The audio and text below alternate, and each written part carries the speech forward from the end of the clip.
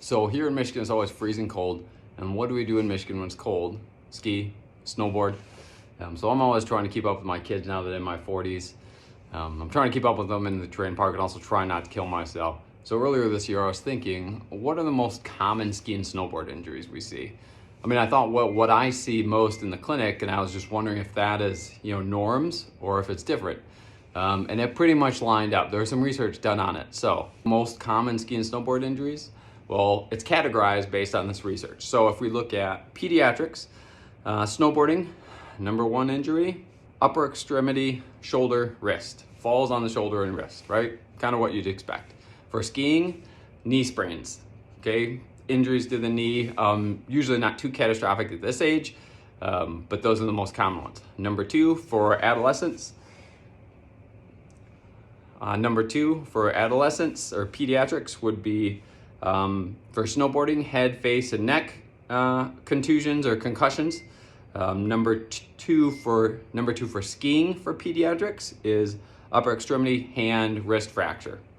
Number three for snowboarding, pediatrics, lower extremity, knees, ankles. Number three for skiing, head. These are where the head injuries coming in. Head injuries, concussions, neck injuries. If we move up to recreational skiers and snowboarders, number one injury for snowboarders, upper extremity injuries, wrists, shoulders, kind of what we'd expect. Skiers, lower extremities, knees, ACLs. This is where we see all the blown out ACLs, meniscal tears, all that sort of stuff. Pretty catastrophic injuries. Number two, snowboarding, head, face, neck injuries. Number two for skiing, this is again for recreational, is upper extremities, shoulder, hand. Number three, recreational again, snowboarding. Number three most common injury, lower extremity. That's where you get into the ankle sprain, fracture, that sort of thing. Number three for skiers, recreational. This is where in the head, neck injuries, concussions. And then once we move up to the elite skiers and snowboarders, number one for elite, drum roll, is snowboarding, lower extremity, knee, and ankle. For skiing, lower extremity, ACLs, meniscus. Number two, elite snowboarders, headache, face, concussion. Number two, skiers, lower back and hip, actually.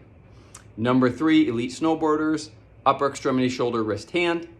Number three, skiers, head, face, concussion. So there's all the top three injuries based on skiing and snowboarding and based on the level that you're at.